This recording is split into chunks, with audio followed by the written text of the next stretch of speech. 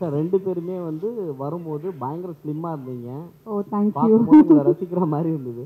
But ஆனால் போக போக பார்த்தீங்கன்னா கொஞ்சம் இதுவாகிட்டே போயிட்டு இருக்கீங்க. எதுவாயிட்டு? கொஞ்சம் உடம்பு போட்டுட்டே போறீங்க, கொஞ்சம் பெருத்துக்கிட்டே போறீங்க. இந்த படத்துல அவருக்கு ஈக்குவலா எப்படி பண்ணிருக்கீங்க? ஹீரோக்கு ஈக்குவலா 2 பேரும்? அப்படிலாம் இல்லைங்க. எல்லாருமே ஒரே மாதிரி இருக்க முடியாதுல்ல. எல்லாருமே ஒரு லேடிஸ்ன்றப்போ அப்ஸ் அண்ட் டவுன்ஸ் நம்ம ஏறுவோம் இறங்குவோம். அப்படிலாம் இல்லை, இது கேரக்டர். எங்களோட கேரக்டர் நாங்கள் ஒர்க் பண்ணோம், இனியாவோட கேரக்டர் இனியா ஒர்க் பண்ணாங்க. ஸோ அந்த கேரக்டர் அது வந்து நான் சொன்னால் வந்து படம் கதை என்னன்னு தெரிஞ்சிடும். நீங்கள் படம் பாருங்கள், உங்களுக்கு புரியும். இது ஏன் கேட்குறேன்னா, கேளுங்க. ஜென்ஸ் வந்து வயசானாலும் ஹீரோவாக தான் நடிப்பாங்க. ஓகே. பட் ஹீரோயின் வந்து கொஞ்சம் உடம்பு பட்டாவே அம்மா கேரக்டர், அக்கா கேரக்டர், அண்ணி கேரக்டர் தான் வருவாங்க. ஓகே. அதை தான் கேட்குறேன். இல்லைங்க அப்படி இனியா மேடம் சொல்லுவாங்க. இல்லை, 1 செகண்ட், நான் இன்னொரு விஷயத்துக்கு உங்களுக்கு பதில் சொல்ல விரும்புகிறேன். சார் வந்து கேட்டார் இந்த மாதிரி இங்கிலீஷில் வந்துட்டு டைட்டில் ஏன் வச்சுருக்கீங்க அப்படின்னு சொல்லிட்டு. இது வந்துட்டு நீங்கள் மாஸ்டர் படத்தில் ஏன் கேட்கல, டிமாண்டி காலனியில் ஏன் கேட்கல? மாஸ்டர் படத்தில் ப்ரெஸ் மீட் வைக்கல மேடம். ஐயே, நீங்கள் வேணா விஜய் சாரை கூட்டுவாங்க, இங்கே இருக்கவங்க யாராவது ஒருத்தர் அங்கே இந்த கேள்வி யாருமே எழுப்பலையே. மாஸ்டர் படத்தில் இப்போ ஸ்வீட்டி நாட்டி கிரேசின்றது ஜஸ்ட் வந்து இது தமிழில் சொன்னால் அந்த அந்த ரைமிங் வராது இல்லையா, அதனால தான் அந்த ரைமிங்காக தான் இந்த பேர் வச்சுருக்காங்க. Okay, thank you so much. It's okay, கேளுங்க. வேற ஏதாவது கேள்வி இருக்கா? இல்லை, அவங்க சொல்கிறேன்னாங்களே, அவங்க பதில் மேடம் சொல்கிறேன்னாங்களே. யா 1 செகண்ட் சொல்லுங்கண்ணா. அதுதான், உடம்பு போட்டாவே அக்கா அண்ணி அந்த மாதிரி கேரக்டர் ஆகிடும். நீங்கள் ஹீரோயினாக ட்ராவல் பண்ண முடியாது. போன வாரம் தானே நான் ஹீரோயினாக பண்ண படம் பார்த்தீங்க நீங்கள். அப்போ ஹீரோயினாக தானே இருக்கும் நம்ம, இல்லையா? போன வாரம் இல்லை, நேற்று தான் ரிலீஸ் ஆயிருக்கு தியேட்டரில். அந்த படத்தில் நான் தானே ஹீரோயின். 3 கெட்டப் போகிறேன். எனக்கு ட்ரான்ஸ்ஃபர்மேஷன், ஃப்ளாஷ்பேக்கு, ப்ரெசண்ட்டு எல்லாம் கெட்டப் போகிறேன். அப்போது என்ன எந்த உலகத்தில் இருக்கீங்க நீங்கள்? அப்புறம் இன்னொரு விஷயம் சொல்கிறேன். ஆக்சுவலி நம்ம வந்து கதாபாத்திரத்துக்காக நம்மளை வந்து மாற்றிக்கிறது நிறைய விஷயத்தில் பண்ணு. சீரன் படத்தில் வந்து எனக்கு 3 கெட்டப் ஆக்சுவலி. ஸோ அதில் ரொம்ப பக்குவமான ஒரு மெச்சூரிட்டியான ஒரு கேரக்டரும் பண்ணணும், அந்த கெட்டப்லேயும் வரணும், யங்கான கேர்ளாகவும் வரணும். ஸோ அதே டைமில் வந்து நான் ஒரே ஷெட்யூலில் அந்த படம் பண்ணும்போது எனக்கு வந்து ட்ரான்ஸ்ஃபர்மேஷன் பண்ணுறதுக்கு டைமும் இருக்காது. ஸோ என்னை வந்து யங்கான கேர்ளை வந்து நான் வாகை சுடோலேருந்து நீங்கள் என்னை பார்த்துட்ருக்கீங்க. ஸோ நானே என்னை பக்குவப்படுத்துறதுக்காக தான் நான் இந்த மெச்சூரிட்டி லுக்கில் வரணுன்றதுக்காக வெயிட் போட்டது ஒன்று.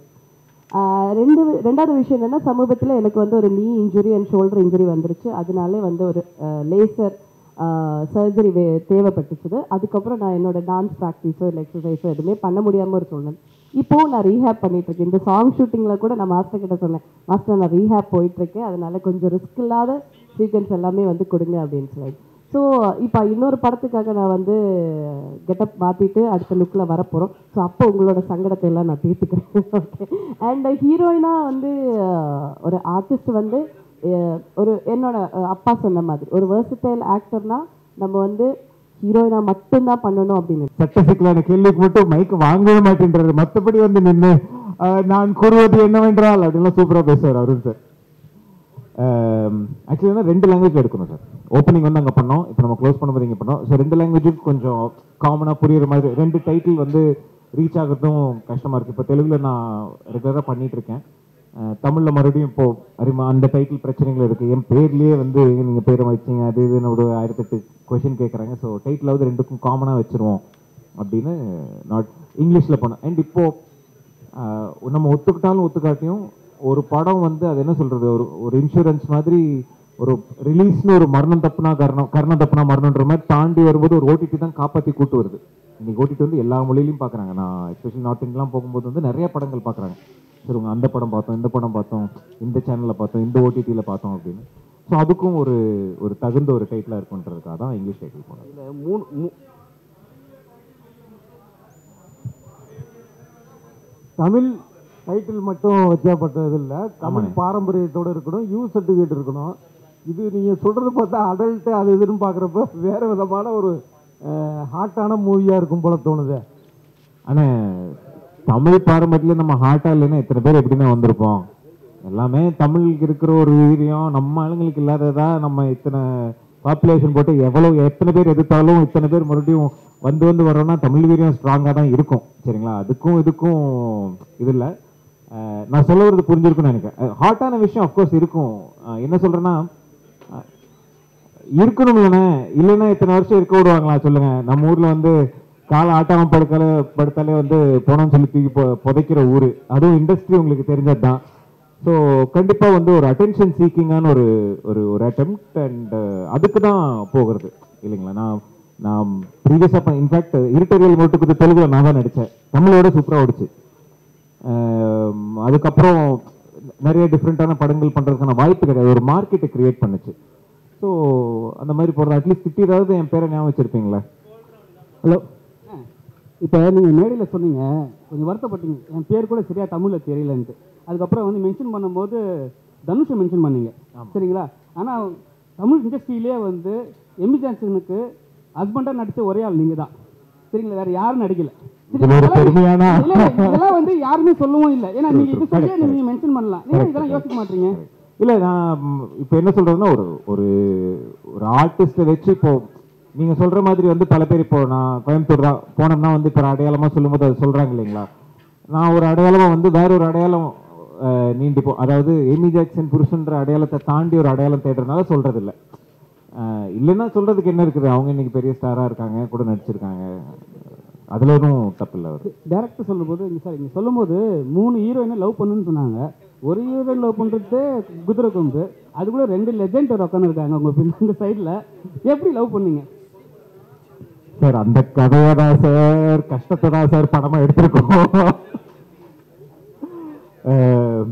ஒரு ஒரு ப்ரெஸ் மீட்டுக்கே வந்து திரட்டி கூட்டிட்டு வர்றதுக்கு எவ்வளோ பெரிய ஒரு பஞ்சாயத்து என்னன்னு பார்த்துருக்கீங்களா? நாங்கள் படத்தையே முடிச்சிருக்கோம், இப்போ இன்னைக்கு தான் இஷ்டப்பா அப்படின்ற மாதிரி.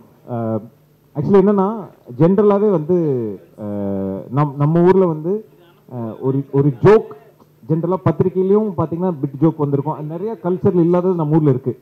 எல்லாம் இப்போ ரோட்டில் ஜோக் போட்டிருக்கோம், பேசும்போது வந்து ஒரு ஹியூமர் போயிட்டே இருக்கும். நம்ம பேச்சுவாக்கிலே வந்து வடிவேல் சாரும் கவுண்டமணி சாருனுடைய நிறைய வந்து வட்டார மொழிகள் யூஸ் பண்ணுறதாகட்டும் இருக்கும் இல்லைங்களா. ஸோ அது நம்ம கல்ச்சர்லேயே இருக்கிற ஒரு விஷயம்.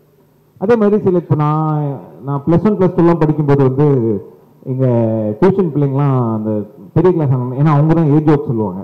ஏஜ் ஜோக் சொல்கிறவன்ட்டு தான் வந்து, ஸோ அதுவும் ஒரு கலாச்சாரத்தில் எப்படி ஒரு ஃப்ளர்ட்டிங்கும் சில விஷயங்கள் இருந்ததோ அந்த மாதிரி சைட் அடிக்கிறதோ இந்த விஷயங்களும் இருந்திருக்கு சரிங்களா. அதை நம்ம ரொம்ப மூடி மறைக்காமல் எவ்வளோ தூரம் நான் சூக்காக சொல்கிறோம், அதாவது அந்த வல்காரிட்டிக்கும், அதாவது ரொம்ப முகம் சுழிக்கிற மாதிரி போகிறதுக்கும் என்ஜாய் பண்ணுறதுக்கு ஒரு சின்ன நூல் இருக்கு இல்லைங்களா, அந்த நூல் பிடிச்சி போகிறது தான் படம். அது பிடிச்சி பண்ணியிருக்கோன்னு ஒரு நம்பிக்கை இருக்குது சார். ஹீரோ சார் அது மாதிரி ஒரு பீரியட் வந்து சிவாஜி தொடங்கி டிஆர் வரைக்கும் தஞ்சாவூர், அதுக்கப்புறம் மதுரை பாரதிய ராஜா, அப்புறம் கோயம்புத்தூர் பயங்கரமாக கோலச்சிச்சு.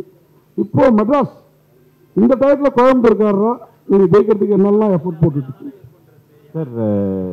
மனதில் நம்பிக்கை, நேர்மை, நாணயம், இதை தவிர வேறு எதுவுமே போடுறதுக்கு இல்லைன்னு வச்சுக்கலாம். நான் ஆக்சுவலி நான் இங்கேயும் படித்தேன், நான் இங்கே செனட் ஆஃப் ரோட்டில் தான் படிச்சுட்டு இருந்தேன். என்சிசி தாம்பரத்தில் தான் படித்தேன்.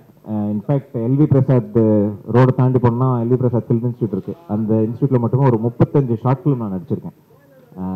யூடியூப் வந்த புதுசுலேயே வந்து காதலி சொதுப்பது எப்படி, மிட்டாய் வீடு, இன்னைக்கு இருக்கிற மிகப்பெரிய இயக்குநர்கள் எல்லாருமே வந்து ஒரு காலத்தில் கூட ஷார்ட் ஃபிலிம் பண்ணி வந்தவங்க தான். இன்க்ளூடிங் இப்போ கடைசி விவசாய மணிகண்டனுடைய ஒரு ஷார்ட் ஃபிலிம், ஒரு 40 மினிட் ஃபிலிம், மீண்டும் ஒரு புன்னகைன்றது கூட நான் தான் பண்ணேன். ஸோ இங்கே இருந்து சென்னையிலேருந்து பல வருஷம் பல படிகள் ஏறி பெருசாக ஒர்க் அவுட் ஆகலன்னு தான் போனேன். வந்துருந்துச்சுன்னா நல்லா இருந்திருப்போமே இங்கே. ராதா மேம், நன்றி நன்றி நன்றி. ராதா மேமுக்கும் இனியா மேமுக்கும் தான்